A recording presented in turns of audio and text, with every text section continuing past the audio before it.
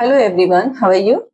I hope you are all preparing well. So, welcome to the another session of Poetry Unit 2 Poetry, that is UGC NET English Literature. If any of you have missed the previous videos and you are preparing for UGC NET English Literature, do not miss the video everybody. I am telling you, go and watch. I have created the playlist Unit 2 Poetry December, that these videos are going to be extremely valuable and helpful, fruitful for your preparation. It will add a value content in your preparation, so do watch. And also I'm going as per the schedule that I have already shared on Telegram and also on this platform.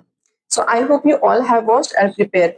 Do not wait that when the exam will come you will start preparing. No, that's not the good thing, but you should start preparing from now, because you have the only one aim, that you are about to become an assistant professor. You have make up your mind. So why you are waiting that when the NTA will release the notice to fill the form and then you will start preparing? No, that should not be happen, but you should start preparing right now and right here. Okay, so we are going to start.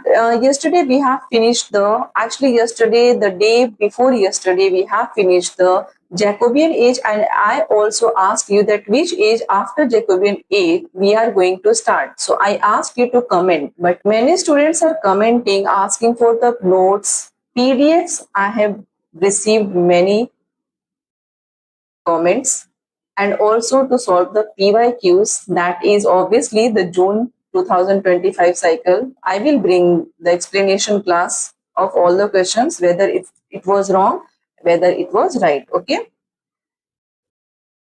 So before starting the class, the only aim you all have to do is do like the session. I'm not receiving like because there are many students who have already joined the Telegram channel.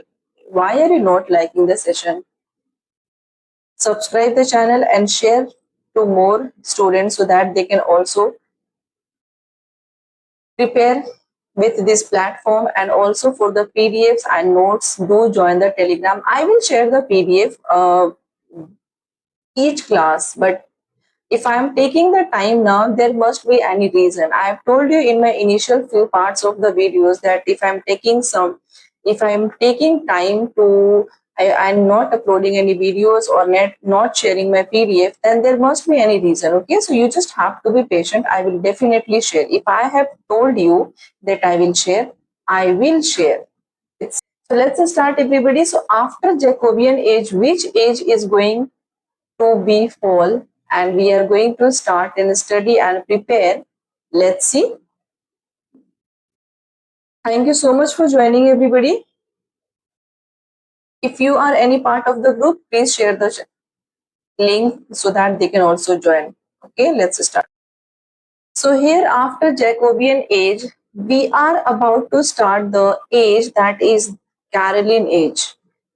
And the time period you have here 1625 to 1649. 1649. What is this age? It was also the subdivision that I have told you, that Elizabethan age or Renaissance age was divided into subdivision, that is in the five ages. And there are few significant writers who have contributed with their work and their styles of writing. So that is why this age is divided into five subdivisions, and we need to study thoroughly in detail. So the Caroline age was a dynamic period for English poetry. It was a dynamic period for English poetry, with poets exploring a range of styles and themes, from courtly love to profound religious and philosophical questions. Courtly love theme, you must remember, we are studying this theme from medieval age, that was the age of Chaucer. From age of Chaucer, courtly love was popular, and in Elizabethan age, this theme continues.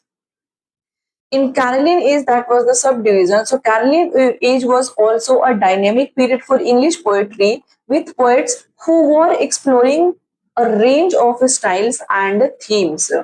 they are bringing their new ideas, their new styles, and they are introducing themes. So that is why this age is also we should not miss. Okay. So courtly love to profound religious and philosophical questions. Okay. So these are the Caroline age. Caroline age named after the King Charles I, that is in Latin Charles.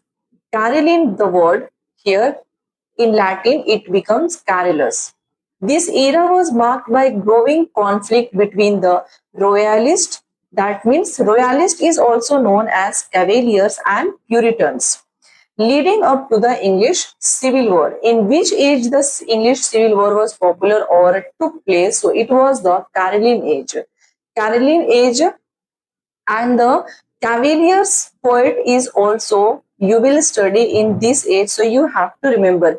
For example, the way you study in Jacobean period, that how Jacobean period named after King James I, and the word was taken also from the Latin Jacobus, and Jacobus later and day by day become Jacobeans. Jacobean means James in Latin. So this is how the Carolus word Caroline and English Civil War took place. Okay, so you have to remember each point. Political repression influenced poetry repression with themes of loyalty, mortality, and personal loss. Because of this, so you can think like this, that the due to this war, the writer who were exploring new styles, they were that was because of the repression and political influence that they try to show in their work by exploring the themes of loyalty, mortality, and what they have lost, and behalf of the other people also, that what and how they are feeling during this time. So now everybody, after the introduction of Caroline age, it's important and it's compulsory to know that what were the literary features that were prevailing and popular during this age also. So literary features, we have flourishing of Cavalier poetry. That means there should be light, there was light, elegant, witty, and often romantic or courtly love. It was still influenced by the metaphysical tradition, but with a smoother lyrical quality. Okay, metaphysical tradition, it was influenced in this age also, but it in a very smoother way. It focused on carpe diem, that means seize the day, that you have love and loyalty to the king. Okay. So, who were the Cavalier poets? After the introduction of the Cavalier theme, Cavalier style, Cavalier feature of the Cavalier age, you should know and you must be aware about that who were the Cavalier poets. That is also one of the most important PYQs. They ask that who among these, they will give you the options and you have to eliminate or choose one of the Cavalier poets. Okay, so Cavalier poets belong to the Caroline age, which was the subdivision part of the Renaissance. So here the Cavalier poets, the first one, Robert Herrick, time period you have 1591 to 1674, who was a leading Cavalier poet. Herrick wrote light, graceful poems often with carpe diem themes. He was also a clergyman and his verse mixes pastoral imagery with classical references. In a Jacobean period, you have watched the about metaphysical poets. So who was clergyman? If you remember and watch the class, do comment your answer, everyone. So Robert Herrick, a leading Cavalier poet. Do remember, a leading Cavalier poet, Robert Herrick, wrote light, graceful poems, often with carpe diem themes. So majorly, if there is a question that Robert Herrick's poem majorly based on which theme, which popular theme, so it is a carpe diem theme. Carpe diem theme, that means seize the day. Majorly known for his collection Hesperides. Do remember, this is the collection by Robert Herrick, including the famous poems To the Virgins, to make much of time, that encouraging readers to embrace their youth. Okay, this is the work by him. And what are the themes that he explored in his work? The fleeting nature of youth and beauty, celebration of life and love, seasonal cycles and nature. And what is the famous line that you must remember about Robert Herrick in his work that he has given? Gather ye rosebuds while ye may, old time is still a flying. This is the famous line. Okay.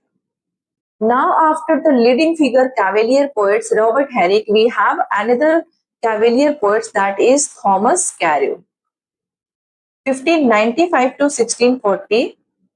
Style he used to write lyrical poems. Works you have to remember: Ask Me No More Where Jove Bestows. This is the work name. And He That Loves a Rosy Cheek. That is the name of the poem he has wrote. Next one you have John Suckling, 1609 to 1642, a playwright and poet known for his lyric including a ballad upon a wedding. Majorly he is known for a ballad upon a wedding. Okay. Do remember everybody, Cavalier poets, at least the name of these writers now you have to remember. Richard Lovelace, very important. Lovelace was a soldier, nobleman, and poet who supported King Charles I. Who king? The name of the king is Charles I. That is supported by Richard Lovelace. His poems express themes of honor, love, and loyalty, often from a chivalric or peasant perspective. From the perspective of reason or chivalry, he supported King Charles I, and majorly he explored the theme in his work.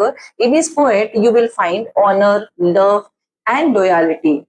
Best known for his Richard Lovelace is best known for his poems to Althea from prison and to Lucasta going to the Wares. These poems reflects themes of loyalty and patriotism. Very important, these two works is you have to remember. What are the themes that he explored? Sacrifice for duty, constancy in love, freedom of the soul. And the famous line that you will find: stone walls do not a prison make, nor iron bars a cage. Stone walls do not a prison make, nor iron bars a cage. Who? Richard Lovelace. Okay. Now, after the Cavalier poets, you have metaphysical poets. Metaphysical poets, I have already explained you. So first, and the leading figure of the metaphysical poet, who is also known as the founder, is John Donne. And after his demise, the metaphysical poet term was diminished. So John Donne, 1572 to 1631, considered the most prominent metaphysical poet. I have explained about him everything in the previous class, so you can watch from you watch that video. So that's why I have skipped here. Next one you have George Herbert, 1593 to 1633.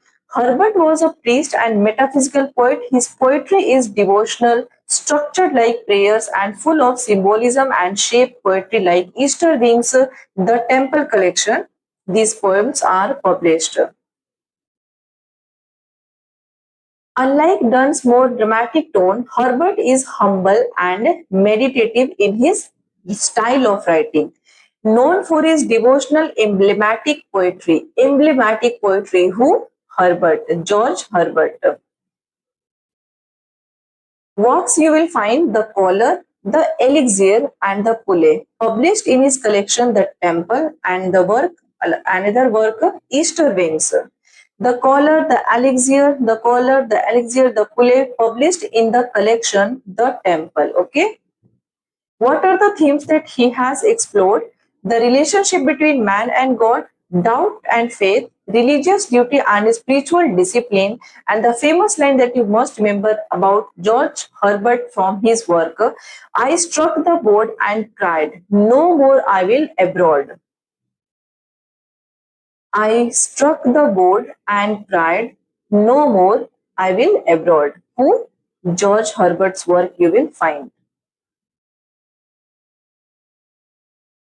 Next metaphysical poet you have Henry Vaughan. Henry Vaughan, known for his mystical and meditative poetry which explain or which explores the spiritual introspection, particularly in Silex Scintillans. These are the things that you have to remember about all these writers because it was the subdivision, so the information is very limited. Okay. Andrew Marvell you have next. Andrew Marvell 1621 to 1695, who was a notable for political and lyrical poems like To His Poem Mistress, very, very important, and An Horatian Ode upon Cromwell's Return. Both these works are extremely important from Ireland. Combined metaphysical wit with political insight. That means Andrew Marvell combined metaphysical wit with political insight. You will find the combination of metaphysical wit with political insight in his work. So this is what this statement here refers. Next one you have here, Richard Crashaw, 1613 to 1649. Richard Crashaw, known for his intense religious fervor and emotional intensity in works such as Steps to the Temple. Steps to the Temple. Who? Richard Crashaw. The Temple is by George Herbert. Do not get confused. That is the collection of the poems, and Steps to the Temple is the work by Richard Crashaw. So you have to remember, he is known for his intense religious fervor and emotional intensity in his works. Abraham Cavalier you have next, a classical scholar whose poems include the Mistress and the Davidis, and is considered a transitional poet bridging the metaphysical and neoclassical period. Abraham Cavalier 1618 to 1667. Now after metaphysical poets, Cavalier poets, you must know that one age, if there is running there, another age started from that particular age, another century. So Puritan poets already started from they started writing from this age also.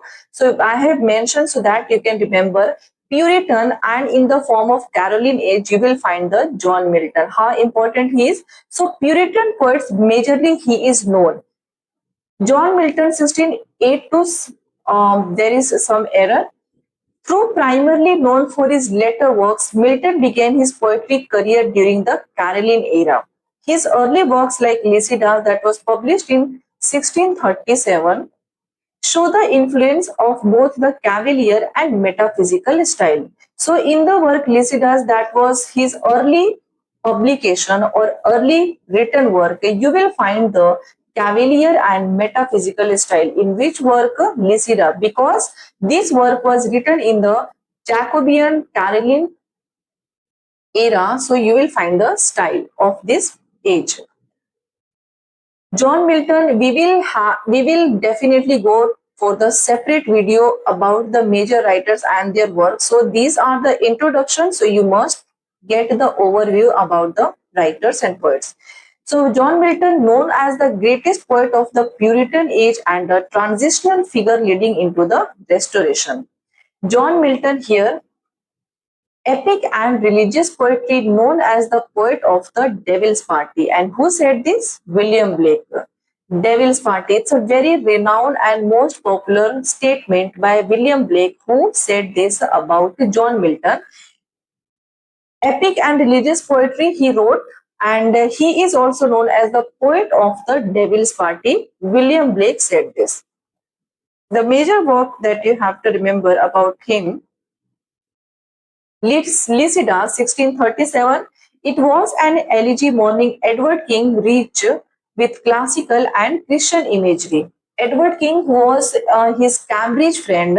So while he drowned and demised on the death of his friend's demise, he wrote this work, Lycidas 1637.